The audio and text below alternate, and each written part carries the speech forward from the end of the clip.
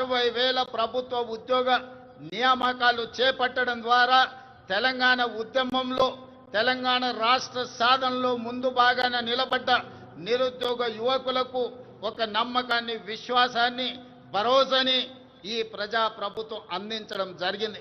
ఇదే కాదు, గత 16 నెలల్లో ప్రైవేటు సంస్థల్లో కూడా దాదాపుగా అంతర్జాతీయ పెట్టుబడులు తీసుకొచ్చి 1,00,000 మందికి ఉద్యోగ అవకాశాలు కల్పించడం ద్వారా నిరుద్యోగ సమస్యను పరిష్కరించడమే కాదు, ఈ దేశంలో అత్యల్ప నిరుద్యోగ సమస్యగా ఉన్న రాష్ట్రంగా తెలంగాణ రాష్ట్రము మొట్టమొదటి స్థానంలో ఉన్నది.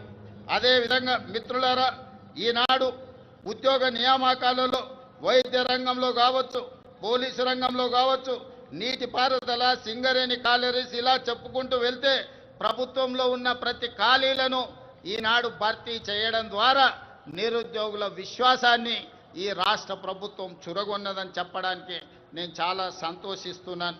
అదేవిధంగా సివిల్స్ పరీక్షలు ఈనాడు ఈ దేశంలో ఏ రాష్ట్రం అభివృద్ధి చెందాలన్నా సివిల్ సర్వీసెస్కు సంబంధించిన అధికారుల యొక్క ప్రణాళికలు దేశ అభివృద్ధిలో కీలక భాగం పోషిస్తున్నాయి. తెలంగాణ రాష్ట్రం నుంచి సివిల్ సర్వీసుల్లో ఆశించిన మేరకు మన విద్యార్థులకు అవకాశాలు రాకపోవడం వల్ల తెలంగాణ రాష్ట్ర ప్రభుత్వం సివిల్ సర్వీసెస్కు ప్రిపేర్ అవుతున్న వాళ్లకు హైదరాబాదు నగరంలోనే కాదు ఢిల్లీలో కూడా శిక్షణ పొందడానికి రాజీవ్ యువ వికాసాన్ని అందించడం ద్వారా సివిల్ సర్వీసెస్ ప్రిలిమ్స్కి ఎన్నికైన వాళ్లకు ₹1,00,000, మెయిన్ పరీక్షలకు ఎన్నికైన వాళ్లకు ₹1,00,000 ఆర్థిక సహాయాన్ని అందించడం ద్వారా ఈనాడు దేశంలోనే మన విద్యార్థులు అత్యధికంగా సివిల్ సర్వీసెస్కి ఈరోజు ఎన్నిక కాబడ్డారని చెప్పడానికి నేను సంతోషిస్తున్నాను. అదేవిధంగా యంగ్ ఇండియా స్కిల్స్ యూనివర్సిటీ ఈనాడు విద్యా సంస్థల నుంచి, ముఖ్యంగా ఇంజనీరింగ్ కాలేజీల నుంచి ప్రతి సంవత్సరం 1,10,000 మంది విద్యార్థులు పాస్ అయ్యి సర్టిఫికెట్ తెచ్చుకుంటున్నా ఈరోజు మార్కెట్లో అవసరమైన స్కిల్స్ వాళ్లకు లేకపోవడం వల్ల ఉద్యోగ ఉపాధి అవకాశాలు కోల్పోతున్నారు. అందుకే తెలంగాణ రాష్ట్ర ప్రభుత్వం ఆలోచన చేసి యంగ్ ఇండియా స్కిల్స్ యూనివర్సిటీని ప్రారంభించడం ద్వారా ఈ విద్యార్థులకు అందులో శిక్షణను అందించి ఉద్యోగ ఉపాధి అవకాశాలు కల్పించడానికి ఈనాడు యంగ్ ఇండియా స్కిల్స్ యూనివర్సిటీని మనం ప్రారంభించుకోవడం జరిగిందని చెప్పడానికి నేను గర్విస్తున్నాను. అదేవిధంగా మొన్న జరిగిన ఒలింపిక్స్లో భారతదేశానికి ఒక్క బంగారు పథకం కూడా రాలేదు. 140 కోట్ల జనాభా ఉన్న ప్రపంచంలోనే అత్యధిక జనాభా ఉన్న దేశంగా గుర్తింపు పొందిన భారతదేశం ఒలింపిక్స్లో బంగారు పథకాన్ని సాధించకపోవడం మనకు నిజంగా ఆలోచన చేయవలసిన సందర్భం. అందుకే ఈనాడు యువకుల్లో క్రీడాకారులను వెలికి తీయాలి, మట్టిలో మాణిక్యాలను ఈ దేశానికి పరిచయం చేయాలన్న ఆలోచనతోని యంగ్ ఇండియా స్పోర్ట్స్ యూనివర్సిటీని, అదేవిధంగా స్పోర్ట్స్ అకాడమీని ప్రారంభించుకొని రాబోయే 2028 సంవత్సరంలో జరగబోయే ఒలింపిక్స్లో బంగారు పథకాన్ని దేశానికి తెలంగాణ రాష్ట్రం తరఫునే సాధించాలన్న లక్ష్యంతో ఈనాడు యంగ్ ఇండియా స్పోర్ట్స్ యూనివర్సిటీని, అదేవిధంగా అకాడమీని మనం ప్రారంభించుకున్నామని తెలియజేయడానికి నేను సంతోషిస్తున్నాను.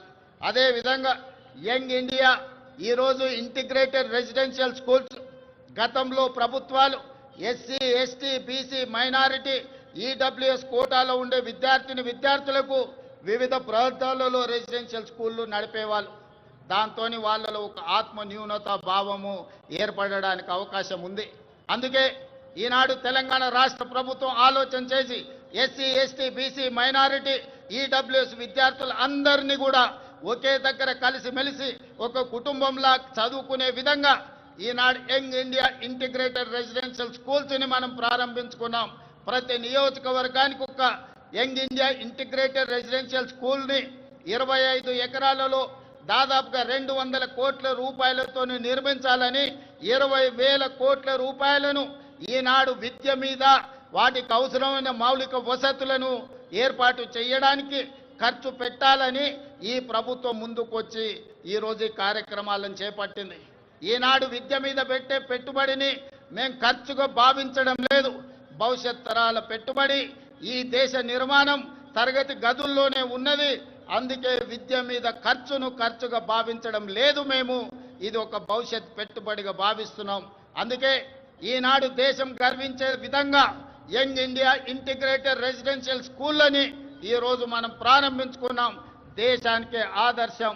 దీనికి ప్రధాన కారణం ఆనాడు పివి నరసింహారావు గారు సర్వేల్ రెసిడెన్షియల్ స్కూల్ మన నల్గొండ జిల్లాలో ప్రారంభిస్తే ఈనాడు దేశానికి ఎంతో మంది ఐఏఎస్ ఐపీఎస్లను అందించారు.